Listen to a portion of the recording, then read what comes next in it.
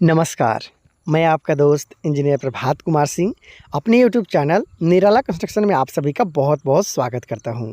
दोस्तों, डेली की भांति आज एक और वीडियो लेकर आप लोग के लिए हाजिर हो गया हूं और आज की इस वीडियो में मैं आपको एक 35 फीट फ्रंट वाला और 40 फीट साइड व्यू वाला मतलब 1400 स्क्वायर फीट में बनता हुआ घर का वॉक थ्रू दिखाऊँगा। इस घर के अंदर लेकर चलूँगा, बाहर से डिज़ाइन दिखाऊँगा, इस घर में लगे हुए प्रत्येक कॉलम, बीम और उसके साथ साथ डीपीसी के बारे में बताऊंगा और ये भी बता दूंगा कि इस घर को बनाने में कितना रुपए का खर्चा आया है।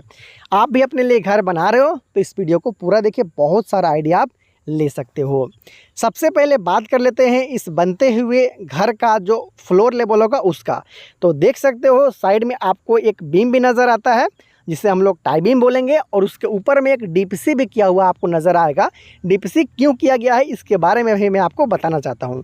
लेकिन देख रहे हो कि यहाँ पे सबसे समझते हैं कि इसका जो लेवल होगा, जो फर्स्ट लेवल होगा, वो ग्राउंड के लेवल से लगभग 4.5 फीट से लेकर 5 फीट के आसपास का होगा। मतलब 5 फीट के आसपास में यहाँ सॉइल फिलिंग करना है। इसके लिए आप देख रहे हो कि ज़मीन से लगभग 3 से 3.5 फीट ऊपर यहाँ पे टाई बीम दिया गया है। अगर 2 बीम दिया जाता तो एक बीम को नीचे दिया जाता जिसे हम लोग ग्राउंड बीम बोलते हैं। उसके बाद एक बीम को हमारा जो फिनिश फ्लोर लेवल है, जो फ्लोर लेवल है वहाँ पे दिया जाता है। मतलब 2 बीम का यहाँ पे आवश्यकता था, लेकिन आप देख रहे हो कि टाई बीम को 10 इंची बाई 10 इंची का देते हुए चारों तरफ से घुमाया गया है और कुछ पैसों की बचत हो जाए उसके लिए यहाँ पे डीपीसी प्रोवाइड किया गया है। ये देख सकते हो लगभग 3 इंची मोटा आपको डीपीसी यहाँ पे देखने को मिलता है। साथ में आप ये भी देख रहे हो कि ऊपर वाला दीवार है वो सूखा है, उसके जैसे नीचे आते हो डीपीसी के नीचे तो वो दीवार भीगा हुआ है, उसके जस्ट और नीचे आते हो तो और भी ज़्यादा जो दीवार है वो भीगा हुआ है। तो ऐसा क्यों भीगा हुआ है, इसे कैसे रोक सकते हो, इसके बारे में भी आपको समझना चाहिए। जैसा कि आप देख रहे हो यहाँ पे खेत में घर बनाया जा रहा है, हमेशा नमी जो है उसका रहने की संभावना यहाँ पे रहता है। नमी रहता है आपके दीवार में तो आपका घर का पेंट और प्लास्टर ख़राब हो सकता है। इसके लिए यहाँ पे डीपीसी प्रोवाइड किया गया है। जैसे कि आप देख भी रहे हो कि नीचे वाला जो हमारा दीवार है, थोड़ा नज़दीक ले जाकर दिखाता हूँ, वो ज़्यादा भीगा हुआ है। उसके बाद जो बीम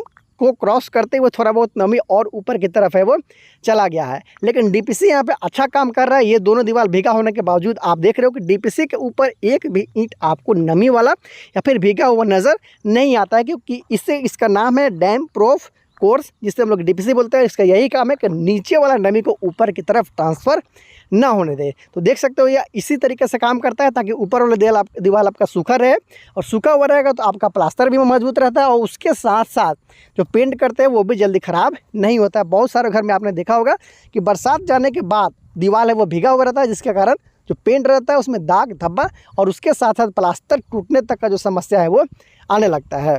यहाँ पे देख रहे हो साइड की तरफ यहाँ पे छज्जा निकाला गया है, आप देख सकते हो।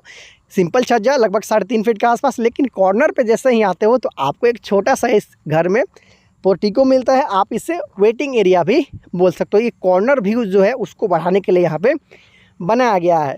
ये जो खाली जगह देख रहे हो, यहाँ पे आने वाला दिन में आपको ग्रिल नज़र आएगा, सामने की तरफ भी और साइड की तरफ भी एक बड़ा ग्रिल यहाँ पे नज़र आएगा। उसके साथ साथ ये कॉर्नर व्यू को बढ़ाने के लिए देख सकते हो कि इस घर के सामने की तरफ और साइड की तरफ छज्जा जो निकाला गया उसे स्लोप डिज़ाइन में बनाया गया। मैं डिफरेंट एंगल से दिखाऊंगा, तब शायद आप इस चीज़ को अच्छे तरीके से समझ पाओगे। आप देखते रहिए।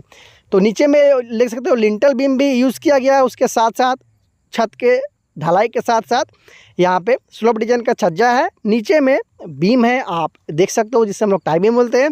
उसके ऊपर डीपीसी भी यहाँ पे किया गया। जो टाई बीम है उसमें 4 सरिया का इस्तेमाल किया गया है 12 mm का।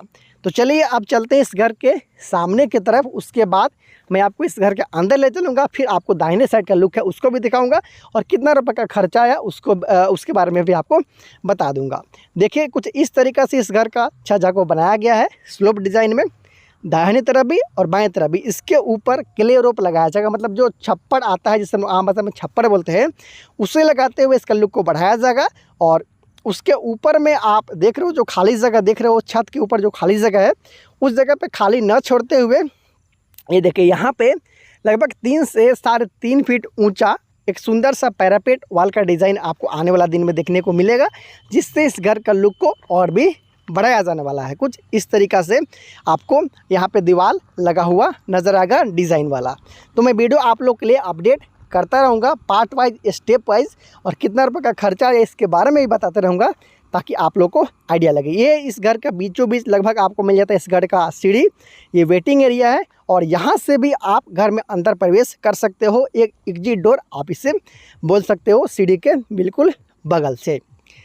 चलिए अब बिना देर के इस घर के अंदर चलते हैं और देखते हैं कि किस तरीके से मात्र 1400 स्क्वायर फीट में पाँच बेडरूम के साथ hall, dining area, kitchen, toilet, bathroom बनाया गया है।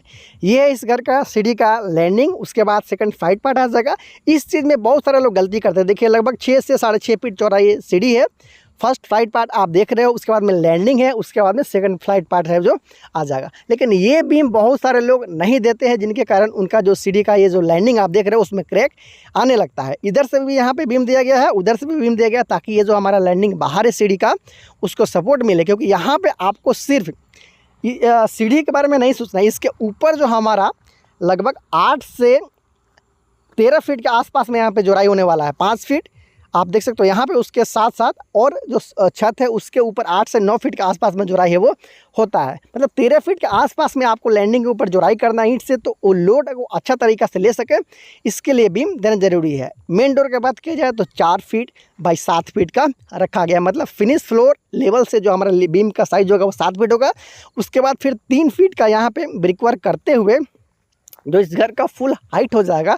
मतलब फर्श से लेकर 7 फीट में लिंटल बीम, उसके बाद 10 फीट में इस घर का जो छत का ढलाई है वो काम किया गया। 10 फीट से आपको कभी भी कम नहीं रखना चाहिए। और मेन डोर जो होगा वो 4 फीट बाई 7 फीट से छोटा आपको नहीं रखना चाहिए, नहीं तो कोई बड़ा चीज़ अंदर ले जाना हो उसमें भी आपको दिक्कत का सामना करना पड़ सकता है। ये है इस घर का एक छोटा सा वेटिंग एरिया, आप इसे पोर्टिको भी बोल सकते हो। जैसा कि आप देख रहे हो कि इस घर में अभी जो सेंटरिंग का काम है वो अभी सेंटरिंग है वो लगा हुआ है, छत का ढलाई कंप्लीट हो चुका है। लेकिन मैं कोशिश करता हूँ कि बहुत ही जल्दी से इस घर का वॉकथ्रू मैं आपको दिखा दूँ। लगभग 4 फीट आगे भी आपको मिल जाता है इस घर के लिए गली।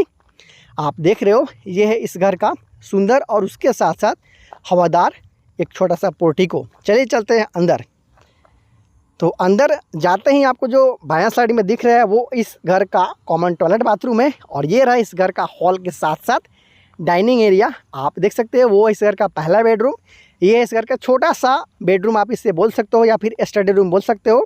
ये है दूसरा बेडरूम, ये है तीसरा बेडरूम। उसके साथ साथ यहाँ पे आप देख रहे हो इस घर का किचन, और उसके साथ साथ सामने की तरफ आपको एक और बेडरूम मिल जाता है, जिससे आप चाहो तो स्टडी रूम या फिर गेस्ट रूम के रूप में भी इस्तेमाल कर सकते हो। इसके लिए एक छोटा सा यहाँ पे भी एग्जिट डोर दिया गया है, ये सीढ़ी के नीचे से आप देख रहे हो। दोस्तों अगर आप इस घर का नक्शा देखना चाहते हो तो बहुत ही जल्द मैं इसका नक्शा भी अपलोड कर दूंगा, और उसका लिंक इसी वीडियो के डिस्क्रिप्शन बॉक्स में 1 से 2 दिन के बाद ऐड कर दूँगा। तो आप डिस्क्रिप्शन वाला लिंक्स को देखते हुए नक्शा भी देख सकते हो। तो इस तरीके से इस घर को बनावट है, एक बार फिर से आप समझ सकते हो। इंटर हम लोग किए गली से, उसके बाद में मिल जाता है पहला बेडरूम, उसके साथ साथ दूसरा बेडरूम, उसके साथ तीसरा बेडरूम, चौथा बेडरूम, उसके साथ साथ आपको मिल जाता है किचन, और सामने की तरफ कॉर्नर है वहाँ पे मिल जाता है 5वां बेडरूम। फिर यहाँ पे मिल जाता है आपको सीढ़ी, और जो हमारा यहाँ पे वेटिंग एरिया है या फिर पोर्टिको उसी के जस्ट बगल में यहाँ पे कॉमन टॉयलेट बाथरूम बनाया गया है। तो चलिए मैं बाहर से एक बार फिर से जो दूसरा साइड वाला लुक है उसको दिखा देता हूँ जल्दी से, फिर मैं आपको बता दूंगा कि इस घर को बनाने में कितना रुपये का खर्चा है वो आया है। छत का ढलाई लगभग 4 से 4.25 इंची मोटा यहाँ पे किया गया। उसके साथ साथ कॉलम देख सकते हो कि 9 इंची बाई 9 इंची का यहाँ पे रखा गया है। अगर आप इस साइज़ का कॉलम बनाते हो और 4 सरिया का इस्तेमाल करते हो 12 mm का, तो मैक्सिमम आप 2 तला तक घर को ले जा सकते हो। तो इस तरीक़ा से इस घर का साइड और फ्रंट भी होता है। मैं दूसरी तरफ का जो साइड भी है उसके बारे में भी आपको दिखा देता हूँ, ताकि आपको कुछ आइडिया मिल सके। सामने की तरफ देखा कि अपने छज्जा यहाँ पे दिया गया है, उधर दोनों तरफ से छज्जा स्लोप वाला दिया गया था, लेकिन यहाँ पे देखिए उधर भी दिया गया था, उसके साथ साइड में भी दिया गया था, लेकिन यहाँ पे सिर्फ सामने की तरफ दिया गया है क्योंकि साइड में ज़्यादा ज़मीन यहाँ पे नहीं छोड़ा गया है। साइड का जो भी विंडो है उसका बात कर लिया जाए तो आप देख सकते हो कि बॉक्स नुमा डिज़ाइन को जो ज़्यादातर लोग आजकल बना रहे हैं उसी विंडो के साथ इस घर को बनाया जा रहा है, आप देख सकते हो। और जो छत का ढलाई हुआ है उसमें भी यहाँ पे फ्लोर बीम का प्रयोग किया गया है। इसके ऊपर में चारों तरफ से एक सुंदर सा पैरापेट वाल का डिज़ाइन आने वाला दिन में आपको देखने को मिल जाएगा। मैंने ही इस घर का डिज़ाइन किया हुआ है, इसलिए आपको part wise step wise video इस घर का मिलता रहेगा, और इसका नक्शा भी मैं 1 से 2 दिन के अंदर में अपलोड कर दूंगा, लिंक डिस्क्रिप्शन बॉक्स में दे दूंगा।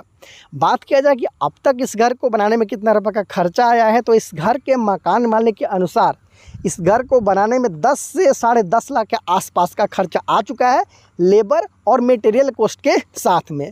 आपको ये भी बता दूं कि इस घर का फर्श नहीं बनाया गया है, सिर्फ मिट्टी की भराई करते हुए ही यहाँ पे रोक दिया गया, जैसा कि आपने देखा।